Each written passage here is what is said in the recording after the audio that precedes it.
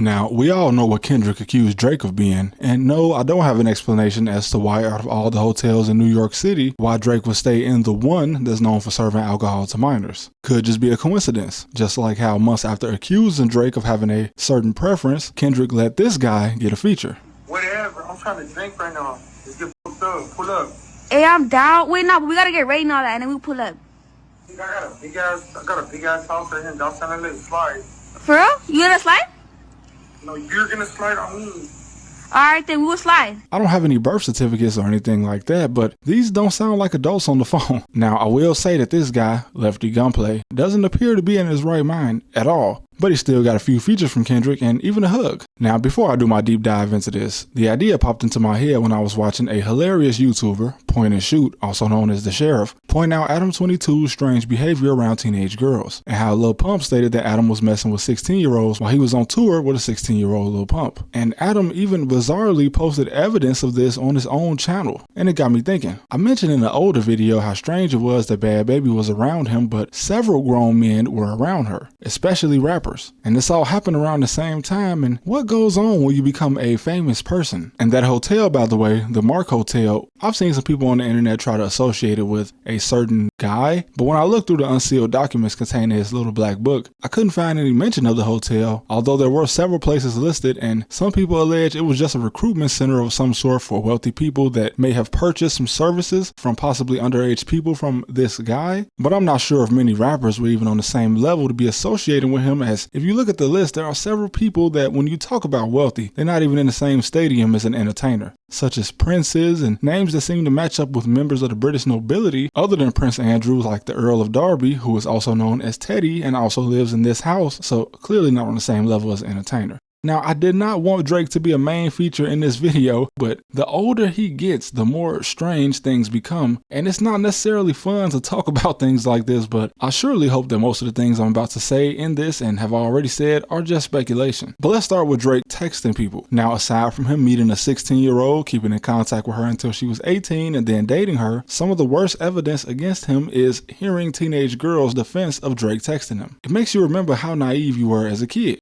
Now, he tells a 14-year-old, "I miss you so much." And her defense is, "Why you gotta make a lovely friendship your hairline?" A lovely friendship. Now, I worked a summer job when I was in high school, and we had mentors, adults that mentored us and gave us advice. And I would definitely consider one of them texting how much they miss me as crossing the line. And when a 17-year-old Billie Eilish said that he's just a nice guy when he doesn't have to be, she probably was too young to realize that this wasn't doing him any favors. My whole point is that he is a little too friendly with teens, and I don't have any evidence of any wrongdoing per se. I just wouldn't feel the need to contact any of these people at his age. Surely there's many people in his age range, but embarrassing. Moving on from this, let's go deeper. Now, if you're at least 25, you might remember when Lil Uzi told all his fans that they was going to hell, but it seems that many of his fans are probably atheists, and if someone tells you that you're going to hell, like not metaphorically, that means that he believes it exists. You see, I notice a trend with a lot of music fans, especially popular music fans, that most of them aren't that religious, but the biggest artists in music are, and I'm not talking about Taylor Swift being Christian or Lil Durk being Muslim. Now, whatever you believe, this symbol means something.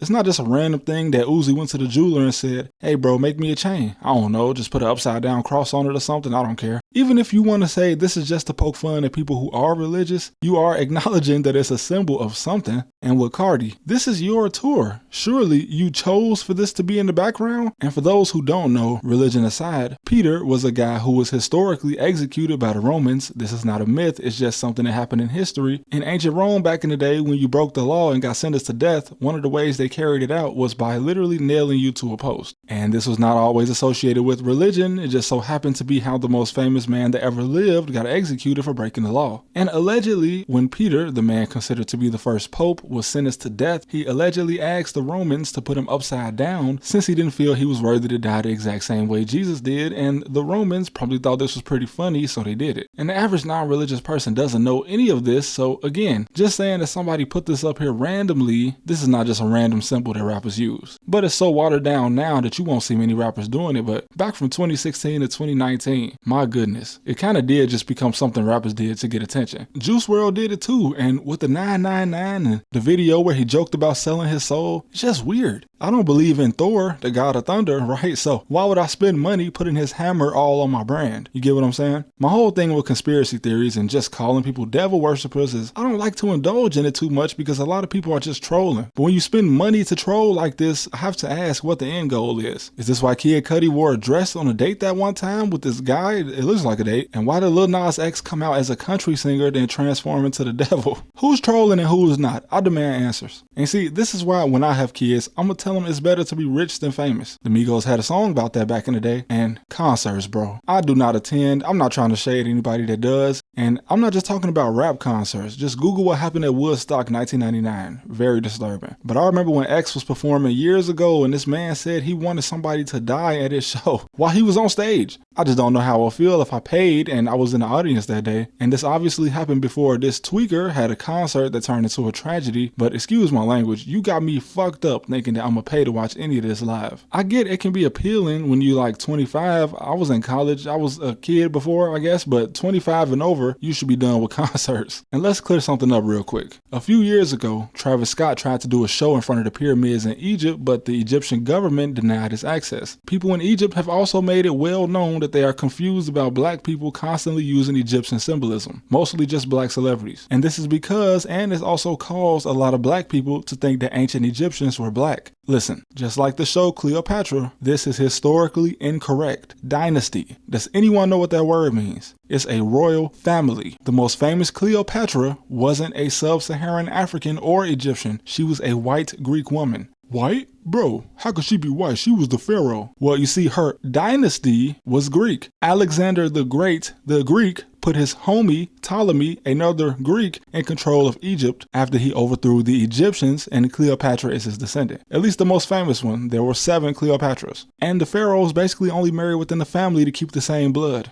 Now, there was a black African royal family in Egypt, but like every other dynasty in ancient Egypt, they eventually got overthrown by Egyptians. They were the 25th dynasty. They came from Sudan, so they were in fact black people, but they were not every pharaoh in Egyptian history. Just look at China. The last ruling family was not Han Chinese, which is the majority ethnic group in China. Yes, Americans, there are multiple ethnic groups in China, but the last ruling family were Manchus from this area. So let's stop calling ourselves pharaohs. There were other countries in Africa that had kings, and there are even still kings in Africa today. We can just identify with them, I guess. We don't have to change Egyptian history because nobody in the US knows world history. Just another instance of celebrities misleading their own fans. But this has been your African history of the day, class. Just remember that famous people are fake activists, including politicians. Joe Biden said he wished he was Jewish, and I don't even know what that means. And Donald Trump says his favorite book is the Bible.